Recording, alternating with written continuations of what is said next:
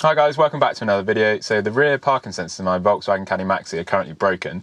So today I'm going to fix them and show you how to do it. So guys, if you've got the same problem as me, is when you turn on the car, not actually turn on the ignition, pop it into reverse, you get a loud beep.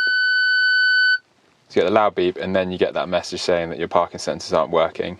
So that's the first clue to say that there's obviously something wrong with your parking sensors. So if you've got that message on screen, then you know there's something wrong with your parking sensors. On my Volkswagen Caddy Max, I've only got rear parking sensors, so now I'm going to go round the back and find out what the problem is. So what you want to do is test each rear parking sensor by just putting your finger up on it, and then you can hear the clicking noise. So I can hear that one clicking. Next one, you can hear that one clicking as well. And that one's clicking.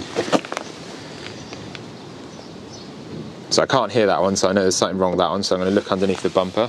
So straight away I can see what the problem is. That parking sensor there has come unplugged. So you can see it there. So it has come unplugged, so that's why it's not clicking and the parking sensors aren't working. So what I can do is get that one plugged back in, and then hopefully that should solve the problem. So I've just plugged that back in and now it's making the clicking noise.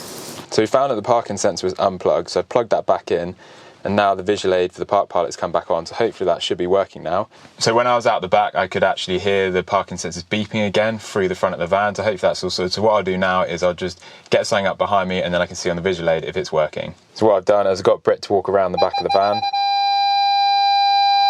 As you can see, the parking sensors are working again.